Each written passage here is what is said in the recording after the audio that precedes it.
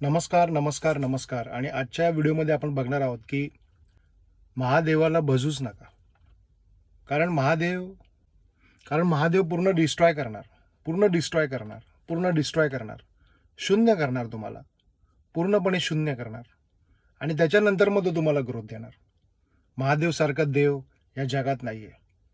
मी अनेक वेळेला सांगतो, अनेक ठिकाणी मी याची प्रचिती घेतलेली आहे. माझ्या 25 वर्षाच्या प्रॅक्टिसमध्ये मी अनेक वेळेला सांगतो की महादेवाच्या नादी लागूच नका. कारण महादेवाच्या जर नादी लागलात तर महादेव हा डिस्ट्रॉईंग सायकल क्रिएट करतो.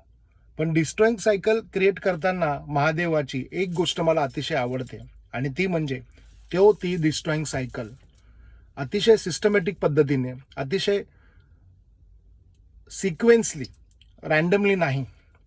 आपलं जीवन जर रँडमली पडणार असेल, आपल्या जीवनामध्ये रँडमली जर डिस्ट्रॉय होणार असेल, आपल्या जीवनामध्ये जर रँडमली डिस्ट्रॉयशन होणार असेल, म्हणजे एखादी भिंत जर कोसळते तर ती कशी कोसळते ह्याचं आपण इमॅजिनेशन करायला पाहिजे. आणि ज्या वेळेला ही भिंत कोसळते, वन शॉट वन स्ट्रोक जशी ती कोसळते, त्यावेळेला ती आपण इमॅजिन करायला पाहिजे. आणि ज्या वेळेला आपण महादेवाची भक्ती करतो, ज्या वेळेला आपण महादेवाला पुजतो, मनापासून पुजतो, महादेवाच्या पिंडीची उपासना करतो, ध्यानधारणा करतो, अध्यात्म करतो, या सगळ्या गोष्टी जेव्हा आपण करतो, त्यावेळेला बरेच लोकांना असा प्रश्न पडतो की अरे मी एवढे दिवस झाले महादेवाचं करतोय, किंवा एवढे दिवस झाले मी महादेवाच्या गोष्टी करतोय, पण मला अजून सुद्धा तशा गोष्टी प्राप्त होत नाहीये. पण ते का होत नाहीये? तर त्याचं डिस्ट्रॉयशन अजून चालू आहे. जोपर्यंत तुमचं पूर्वकर्माचं डिस्ट्रॉयशन पूर्ण होणार नाही, जोपर्यंत तुमचं पूर्व जन्माच्या कर्माचं डिस्ट्रॉयशन पूर्ण होणार नाही, तोपर्यंत तुम्हाला महादेव सोडणार नाही. आणि तोपर्यंत तुम्ही सुद्धा महादेवाला सोडू नका. कारण महादेव एक पॉईंटपर्यंत, एक शेवटच्या पॉईंटपर्यंत असा आणून सोडेल तुम्हाला की त्याच्यानंतर फक्त आणि फक्त तुमच्या सृष्टीची निर्मिती हा महादेवच करेल. त्याच्यानंतर फक्त आणि फक्त तुमच्या विश्वाची निर्मिती हा फक्त महादेवच करेल. पण ती निर्मिती करण्यासाठी त्याला ते डिस्ट्रॉयशन हवं असतं.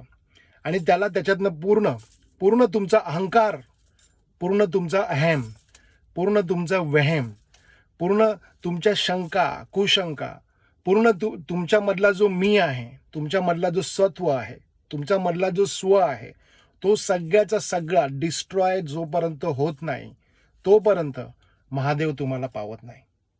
आणि ज्या दिवशी या सगळ्या गोष्टी तुमच्या जीवनामध्ये घडतात, त्याच्यानंतर एक सर्टन पॉईंटवरती जेव्हा तुमची उपासना येते, एक सर्टन पॉईंटवरती जेव्हा तुमचं अध्यात्म येतं, एक सर्टन पॉईंटवरती जेव्हा तुम्ही त्या सिच्युएशनमध्ये येता की इथून सगळं संपलेलं आहे, आता फक्त उरलाय महादेव, इथून सगळं संपलेलं आहे, आता फक्त उरलाय महादेव. आणि या फेजमध्ये, या स्टार्टमध्ये, या पॉईंटनंतर ज्या पण काही गोष्टी घडतात, तिथून खऱ्या अर्थाने तुमच्या सृष्टीची निर्मिती होते, तुमच्या विश्वाची निर्मिती होते. प्रत्येकजण इथे आपला युनिवर्स घेऊन जन्माला आलेला आहे. प्रत्येकजण इथे आपली गॅलेक्सी घेऊन जन्माला आले. मी नेहमी म्हणतो की आपली ॲस्ट्रॉलॉजी, आपली कुंडलिनी आणि आपली कुलदेवता, हा सगळा विषय अतिशय असखलितपणे मी बोलतोय काही दिवसांपासून, काही वर्षांपासून काही हा विषय बोलतोय. आणि ह्यामध्ये आपल्याला एक अतिशय महत्त्वाची गोष्ट मला सांगावीशी वाटते, नमूद करावीशी वाटते, आणि ती म्हणजे महादेवाच्या भानगडीत पडूच नका. आणि जर पडलात तर मग मात्र काही खैर नाही. खैर नाही याच्यासाठी मी म्हणतो की महादेवाचं जे डिस्ट्रॉयशन आहे ना, ते रँडमली नाही आहे, ते सिक्वेन्सली आहे. सिक्वेन्स करत तो तुम्हाला या पॉईंटपर्यंत आणणार, ज्या पॉईंटपर्यंत सगळं संपलेलं असेल, सगळं संपुष्टात आलेलं असेल, तुमचा पूर्ण स्वत्व गेलेला असेल, तुमचा पूर्ण स्वयं गेलेला असेल, तुमचा पूर्ण मीपणा गेलेला असेल, तुमचा पूर्ण अहंकार गेलेला असेल, तुमचा पूर्ण अहमभाव गेलेला असेल, त्याच्यानंतर तुम्हाला ज्या गोष्टी प्राप्त होतील ना, त्या गोष्टी तुम्हाला महादेव देतो. आणि त्याच्यानंतर तुमच्या सृष्टीची निर्मिती होते, तुमच्या विश्वाची निर्मिती होते, तुमच्या संपूर्ण सायकल जी आहे, तुमच्या जीवनाची जी सायकल आहे, ती पूर्ण फॉर्मेट मारतो तो महादेव. त्याच्यामधल्या एक आपण जसं म्हणतो की कम्प्युटर, लॅपटॉप, मोबाईलला आपण अँटीव्हायरस लावतो, तसा अँटीव्हायरस आपल्या जीवनाच्या सॉफ्टवेअरला लावतो तो महादेव. आणि त्याच्यानंतर आपल्या जीवनामधनं ज्या पण नको असलेल्या गोष्टी काढून टाकतो तो महादेव. नको असलेल्या व्यक्ती काढून टाकतो तो महादेव, नको असलेल्या घटना काढून टाकतो तो महादेव, नको असलेल्या सिच्युएशन्स काढून टाकतो तो महादेव. आणि ज्या गोष्टी आपल्याला नको आहेत, ज्या गोष्टी आपल्याला नको आहेत हे ठरवणार आपण नाहीये. आपल्याला जे नको आहे ते ठरवणारा देव आहे, महादेव आहे. देवांचा देव महादेव आहे. आणि ज्या वेळेला तो ह्या गोष्टी ठरवतो ना, त्यावेळेला आपण नाराज होतो, आपल्याला त्रास होतो, आपल्याला खूप ऍडजस्टमेंट करावी लागते, आपल्याला समजत नाही की या सगळ्या गोष्टी कशा चालल्यात, काय होतंय समजत नाही. पण महादेवाचं जे डिस्ट्रॉयशन आहे ना, ते भयंकर डिस्ट्रॉयशन आहे. तेवढी सहन करण्याची ताकद त्या महादेवाच्या भक्तामध्ये पाहिजे. आणि तो महादेव ती ताकद देतो त्या भक्ताला, पण ती ताकद त्या भक्ताला देतो, त्याच भक्ताला देतो, केवळ आणि केवळ तो फक्त त्याच भक्ताला देतो, तो जो भक्त त्याच्या पूर्णपणे सरेंडर होतो. पूर्णपणे सरेंडर जेव्हा होणार ना, तेव्हा महादेव प्राप्त होणार. माझ्याकडे अनेक क्लायंट्स, माझे फॉलोअर्स आहेत जे नित्य नियमाने महादेवाच्या पिंडीची पूजा करतात. मी स्वतः महादेवाच्या अतिशय अनादी काळापासून मी महादेवाचा भक्त आहे. म्हणजे आत्ता करतोय अशातला काही भाग नाही. मी माझ्या पूर्वजन्मापासून महादेवाचं करतोय. माझं पूर्वजन्माचं आयुष्य मी ऑलरेडी जगून चुकलेलो आहे. माझा पास्ट लाईफशी रिलेटेड असलेल्या सर्व गोष्टी मी ऑलरेडी जगून चुकलेलो आहे. आणि त्याच्यानंतर म्हणजे माझं रिअल लाईफ आहे, जे real reflection of the life आहे ते मी जगतोय. आणि मीच त्याला जगतोय अशातला भाग नाही. माझ्याकडे येणारे क्लायंट्स, फॉलोअर्स, स्टुडंट्स, जेवढे पण लोक आहेत, ज्यांना पण मी सांगतो तुम्ही अध्यात्म करा, देवधर्म करा, मेडिटेशन करा, ध्यानधारणा करा. नुसतेच बाहेर अध्यात्म करू नका, तर आत पण जायची कला तुम्ही शिकून घ्या. माझ्याकडनं शिकून घ्या. मी सगळ्या गोष्टी शिकवतोय, सांगतोय. माझे वेगवेगळे प्रकारचे कोर्स आहेत, मेडिटेशनचे कोर्स आहेत, ज्योतिषशास्त्राचे कोर्स आहेत, वेगवेगळे छोटे छोटे कोर्स आहेत माझे. ते तुम्ही घ्या आणि शिका. आणि ते सगळे शिकल्यानंतर तुम्हाला त्या गोष्टीची जेव्हा प्राप्ती होईल ना, लॉंग टर्म प्रोसेस आहे. असं नाहीये आज केलं उद्या मिळालं, पी हळद हो गोरी, असं नाहीये. वेळ लागतो, पण ती प्रोसेस आहे. काही लोकांना 21 days to 40 days मध्ये रिझल्ट मिळतो, काही लोकांना 21 days to 45 days मध्ये रिझल्ट मिळतो, काही लोकांना 21 days to 90 days मध्ये रिझल्ट मिळतो, काही लोकांना 21 days to 180 days मध्ये रिझल्ट मिळतो. हे सगळे रिझल्टचे स्पॅनिंग्स आहेत. हे सगळे रिझल्टचे स्पॅनिंग्स मी नाही काढले. हे सगळे रिझल्टचे स्पॅनिंग जे आहेत ते नेचरचे आहेत. 27 नक्षत्र मी नाही काढले. 27 नक्षत्रांचे आकडा, हा जो आकडा आहे, हा डिजिट आहे, तो मी नाही ठरवला, तो ऑलरेडी निसर्गाकडनं प्राप्त झालेला आहे. तर ह्या सगळ्या गोष्टी महादेवाच्या भानगडीत पडू नका. मी या व्हिडिओमध्ये एकच सांगेन, एकतर महादेवाच्या भानगडीत पडू नका, आणि जर पडलात ना तर मग पुरून उरा. पुरून उरवेल तो तुम्हाला. आपण कोण म्हणणार की पुरून उरा? पुरून उरेल तो तुम्हाला, पण त्याच्या उपासनेमध्ये खंड पडू देऊ नका. कारण महादेव जी निर्मिती करेल ना ती अफाट आहे. महादेव जे डिस्ट्रॉय करेल ते अफाट आहे. आणि महादेव जे कंट्रोल करेल ना ते पण अफाट आहे. महादेव कंट्रोल पण करतो. जसं ज्या वेळेला आपलं शास्त्रात, पुराणात या गोष्टी सांगितलेल्या आहेत की समुद्र मंथन जेव्हा होत होतं त्यावेळेला सगळ्यात पहिले जे वेगळ्या प्रकारचं निळ्या रंगाचं द्रव्य, विषारी द्रव्य बाहेर पडलं, त्या विषारी द्रव्याला ना दैत्य हात लावायला तयार होते, ना देव हात लावायला तयार होते. मग त्या वेळेला ते पिण्याचं साहस, तो एक थ्रेशोल्ड होता आणि तो थ्रेशोल्ड पूर्ण करायचाच होता. त्याच्याशिवाय अमृताची प्राप्ती होणं केवळ अशक्य होतं. मग त्यावेळेला त्याला टच करण्याचं साहस, त्यावेळेला स्पर्श, त्या विषाला स्पर्श करण्याचं साहस फक्त एका देवाने दाखवलं, तो महादेव आहे. त्याला स्पर्श केल्यानंतर त्याला गिळण्याचं सामर्थ्य फक्त दाखवलं, त्याला गिळण्याचं सामर्थ्य ज्या देवाने दाखवलं तो महादेव आहे. आणि ते गिळल्यानंतर पण ते फक्त गळ्यापर्यंत आणून ठेवलं, त्याच्या खाली येऊ दिलं नाही. कारण त्याला महामायाने मदत केली. आणि महामाया हीच काळाची आणि महामाया हीच ज्याला आपण सृष्टीची शक्ती म्हणतो, ती शक्ती, त्या शक्तीने तिथे कंट्रोल केलं. आणि ती शक्ती कंट्रोल केल्यानंतर ते जे विष होतं ते त्याला तिथपर्यंत महादेवाच्या गळ्यापर्यंत थांबलं येऊन. आणि त्यालाच आपण मग त्याच महादेवाला आपण नीळकंठेश्वराचं स्वरूप म्हणतो. नीळकंठेश्वराचं स्वरूप तिथे प्राप्त होतं त्या देवाला. तर मग ती कंट्रोलिंग सायकल आहे. ती कंट्रोलिंग सायकल कशा पद्धतीने कंट्रोल करायचं, कुठल्या गोष्टी कंट्रोल करायच्या, हे सगळं महादेव ठरवतो.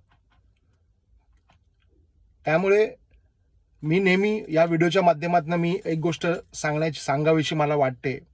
बरेच लोक या गोष्टीला कडे जात नाहीत किंवा अध्यात्म आहे की नाही आहे, अध्यात्म करायचं की नाही, हा ज्याचा त्याचा प्रत्येकाचा वैयक्तिक पार्ट आहे. मला वेगवेगळ्या प्रकारचे असंख्य कॉल येतात.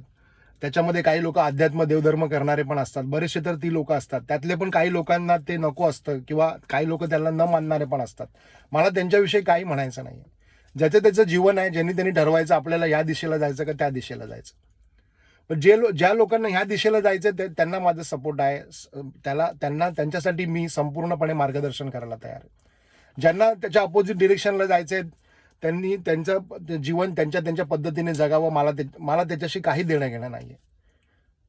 मला वेगवेगळ्या प्रकारचे कॉल येतात, देवधर्म, अध्यात्म आणि इतर या सगळ्या गोष्टी, आणि आम्हाला सगळ्या गोष्टी सांगतात. मी त्यांना काही म्हणत नाही. वेगवेगळ्या प्रकारचे कॉल येतात. माझं काही म्हणणं नसतं त्यांना. तुम्हाला माझा विचार पटत असतील तर मला फॉलो करा, माझे विचार तुम्हाला पटत नसतील तर मला फॉलो करू नका. माझं यूट्यूब चॅनल अनसबस्क्राईब करून टाका. काही म्हणणं नाही माझं. मला फोन करून त्रास देऊ नका. मला जर फोन करून इरिटेट केलं, मला जर फोन करून, वेगवेगळ्या प्रकारचे लोक आहेत, नकारात्मक विचार असलेली लोक आहेत, नकारात्मक थॉट असलेली लोक येतात, फोन करतात, काही विचारतात, काही प्रश्न करतात, काही करतात. त्यांचं एक गोष्ट लक्षात घ्या, तुम्ही जर माझ्या मागे कुत्रे लावले तर माझा देव तुमच्या मागे वाघ लावेल, वाघ. एक गोष्ट लक्षात घ्या, मी काळ भैरवाचा भक्त आहे. मी काळ भैरवाचा भक्त आहे. काळ भैरवाची उपासना आहे माझी, दत्त महाराजांची उपासना आहे, महादेवाची उपासना आहे, कुलदेवतेची उपासना आहे. या गोष्टी नीट लक्षात घ्या. मी माझे कुलदैवत, माझे गुरु, माझं काळ भैरव, माझं महादेव, माझे सर्व प्रकारच्या शक्ती, हे सगळं अतिशय सिस्टमॅटिक पद्धतीने ॲज ए वास्तू कन्सल्टंट, ॲज ए ॲस्ट्रॉलॉजर म्हणून या सगळ्या गोष्टी मी ज्या माझ्या गुरूंकडनं शिकलो, गुरु शिष्य परंपरेतून ज्या गोष्टी माझ्याकडे आल्या, त्या आत्तापर्यंत मी 25 वर्षाच्या कालावधीमध्ये स्वतःसाठी त्याचा अतिशय असखलितपणे वापर केला आणि असखलितपणे इतर लोकांचं चांगलं करण्यासाठी पण त्याचा यूज केला. आणि अजूनपर्यंत तरी मी लोकांचं चांगलंच करतोय, हे सगळ्यांना माहिती आहे. अजूनपर्यंत तरी मी लोकांचं चांगलंच करतोय. माझा प्रयत्न तोच आहे की या सगळ्या ज्ञानाचा उपयोग लोकांच्या कल्याणासाठी, लोकांच्या चांगल्यासाठी व्हावा आणि तो चांगल्यासाठी व्हावा असं मला वाटतं. पण अगदीच जर कोणी इरिटेट करत असेल, अगदीच जर कोणी त्रास देत असेल आणि अध्यात्म म्हणजे काय, देवधर्म म्हणजे काय, तुम्हाला नाही करायचं तुम्ही करू नका. मी तुमच्या येऊन खांद्यावर बसलेलो नाहीये करा म्हणून. पण मला इरिटेट करू नका. मला जर इरिटेट केलं तर मी ऑलरेडी 2 लोकांचे नंबर सायबर क्राईमला दिलेले आहेत. ऑलरेडी 2 लोकांचे नंबर मी सायबर क्राईमला दिलेले आहेत. आता ते बघतील पुढे काय करायचं ते. आणि माझ्याकडे चांगले चांगले बिल्डर लोक आहेत, चांगली चांगली लॉबी आहे माझ्याकडे, चांगले चांगले पॉलिटिशियन्स पण आहेत, चांगले सेलिब्रिटीज पण आहेत माझ्याकडे. मी पण एक फर्स्ट जनरेशन एंटरप्रेनर आहे. 25 वर्ष झाले. माझा प्रवास ज्यांना माहिती आहे त्यांना ऑलरेडी माहिती आहे मी कसा आलो इथपर्यंत. ते तर ज्यांना माहिती नाहीये त्यांनी पूर्णपणे त्याची माहिती घ्या, जाणून घ्या आणि मग ठरवा काय करायचं ते. आणि माझ्या मागे लागू नका. मला जर वेगवेगळ्या प्रकारचे फोन करून अध्यात्म काय, देवधर्म काय आणि हे काय आणि ते काय उलटे सुलटे प्रश्न विचारणार असाल आणि पृथ्वी गोल का फिरते आणि सूर्य तिरका का चालतो, मी काय सृष्टीचा निर्माता नाहीये. मी सृष्टीचा निर्माता नाहीये. बेसिकली मी या सगळ्या गोष्टीचा R&D केलेला आहे. मी या सगळ्या गोष्टींचा सिस्टमॅटिक अभ्यास केलेला आहे. आणि एकच कला आहे या आपल्या सगळ्या विश्वामध्ये, एकच कला आहे, जीवन जगण्याची कला. जी ज्याला आली त्याला आली. तुम्हाला जर ती जीवन जगण्याची कला येत असेल, you should be go for that level. आणि जी जीवन जगण्याची कला मला येते, मी माझ्या पद्धतीने माझं जीवन जगतो. माझे क्लायंट्स, माझे स्टुडंट्स, माझे फॉलोअर्स ते त्या पद्धतीने जीवन जगतात. ज्यांना जमतं ते करतात, ज्यांना नाही जमत त्यांना माझा अट्टहास नाही आहे माझ्या मागे लागा म्हणून. ज्यांना जमतं ते करतात, ते त्यांच्या पद्धतीने चाललेलं आहे. आणि माझ्याकडे लोक येतात, मी त्यांना अतिशय सिस्टमॅटिक पद्धतीने गाईड करतो, मार्गदर्शन करतो. आणि या सगळ्यामध्ये छोटेसे फी असते माझी, काही चार्ज असतात थोडे छोटे मोठे. प्रत्येक वास्तू कन्सल्टंट, ॲस्ट्रॉलॉजर, न्यूमरोलॉजिस्ट, हीलर, हे सगळे गोष्टी त्याच्यामध्ये आहेत. जसे इतर लोक करतात तसं माझंही सिस्टम आहे. मी काही तिसरं काही करत नाहीये त्याच्यामध्ये. आणि जर एंटरप्रेनरशिप जर म्हटलं तर तुम्ही सुद्धा एखादा धंदा तुम्ही सुद्धा करा, एखाद्या धंद्यामध्ये कष्ट करा, एखाद्या व्यवसायामध्ये कष्ट करा. 12 वर्ष 15 वर्ष वडापाव खाऊन दिवस काढा एका धंद्यामध्ये, एका बिझनेसमध्ये. मग तुम्हाला कळेल अचिव्हमेंट काय असते, बिझनेस काय असतो, सक्सेसफुल कसं व्हायचं असतं. हे सगळे हॅबिट्स आहेत, ह्या सगळ्या हॅबिट्स आहेत, त्या आत्मसात कराव्या लागतात. एका रात्रीत होत नाहीत कोणी, पण तिथपर्यंत जावं लागतं. तर ॲट द एंड ऑफ मला आजच्या व्हिडिओमध्ये फक्त एवढंच सांगायचं, एकतर महादेवाच्या भानगडीत पडू नका, पडलात तर पूर्ण करा, आणि माझ्याही भानगडीत पडू नका. कारण मी परत एकदा एक गोष्ट सांगतो की तुम्ही जर माझ्या मागे कुत्रे लावलात तर माझा देव तुमच्या मागे वाघ लावेल, वाघ. मग मला सांगू नका, एवढं मी डेफिनेटली सांगतो. आणि आजचा व्हिडिओ इथे संपन्न करतो. आजचा व्हिडिओ तुम्हाला कसा वाटला मला लाईक, शेअर, कॉमेंट करा. आणि जर काही तुम्हाला यामध्ये मी वावगं बोललो असेल तर त्याबद्दल एक्स्ट्रीमली सॉरी. पण ज्या गोष्टी इथे घडतायत त्या गोष्टी मी या व्हिडिओच्या माध्यमातून सांगण्याचा प्रयत्न करतोय. अतिशय प्रामाणिक प्रयत्न आहे माझा. आणि लवकरच आपण पुढच्या व्हिडिओमध्ये भेटूया, आणि अशीच चांगली चांगली माहिती घेऊन आपण लवकरच पुढच्या व्हिडिओमध्ये सुद्धा भेटूया. तोपर्यंत आपल्या सगळ्यांना श्री स्वामी समर्थ, श्री स्वामी समर्थ, श्री स्वामी समर्थ.